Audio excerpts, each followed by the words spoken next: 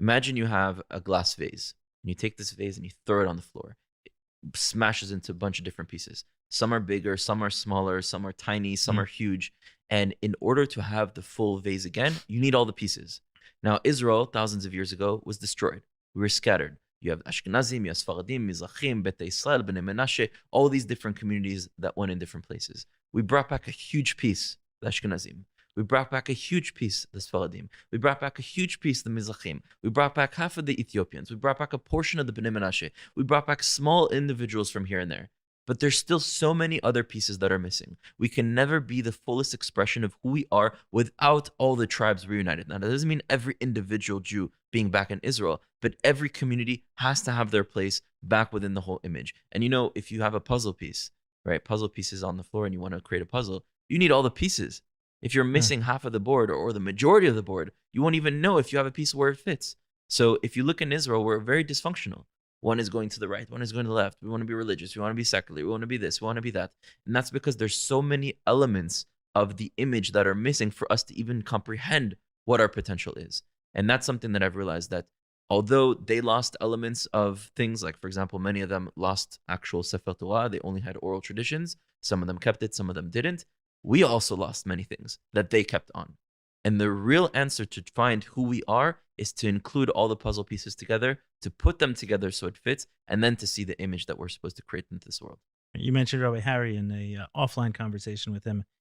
He's a descendant of the Gaon of Vilna, Correct. and he mentioned to me that the Gaon of Vilna prophesied that in order for who gets to speak, and it's called a prophecy. That's pretty cool, right? The Gaon of Vilna prophesied that in order for Messiah to come, all the lost tribes, all the tribes of Israel have to come back together. So you see this as an extension of that. Absolutely. I mean, it even says it in the Torah. It says, in the times of Mashiach, the tribes of Israel reunite from the four corners of the earth. Now, if the answer we want to get to is Mashiach, right, it basically says answer equals equation.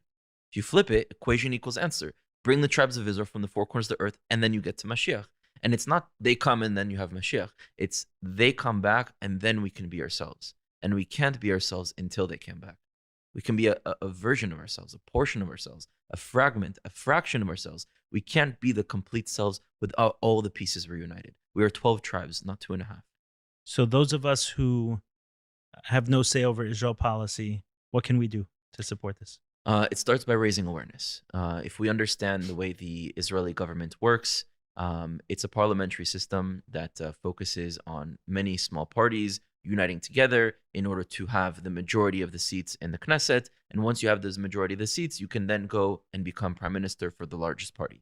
However, at any moment, if one of the parties remove their seats, then they don't have a majority and there's a fall of the coalition, then there's a new election the next day, which is why Israel in the past few years has gone through 4 or 5 elections. Right? This is not normal, but this is because the coalition is broken apart. So a prime minister coming into power knows that he or she may have a very short time in power. It might be 2 weeks, it might be 2 months, it might be a year. It hasn't been 4 years in a very long time. So clearly there's a short period of time where they're in power. Now, what they focus on with that is realizing I have a very small bit of time, and in that time, my energy, my policy, my investments will be in policies that can give me a return, that with that return, I can go to the next election and say, this is what I did.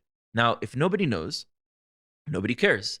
And since nobody knows about these tribes of Israel, nobody cares. And there's no incentive, even if the government knows about it, which they do, to do anything because there's no return. Now, if we make this a public issue, if we make this a social revolution of our generation saying, we want this, politicians will say, of course we're going to do this. You give us our votes, of course we're going to take this policy. So it's not that the Israeli government is against this idea. It's understanding the way that it functions. It functions by wanting to maintain power, and it's not about hating the players, right? It's about understanding that we need to change the game. And that's a whole other conversation that we should have as a generation, of what kind of government structure do we need in order for our people to function, because clearly what we have is not functioning. So to understand how the equation works with the government, we need to make this a social issue. So what can people do?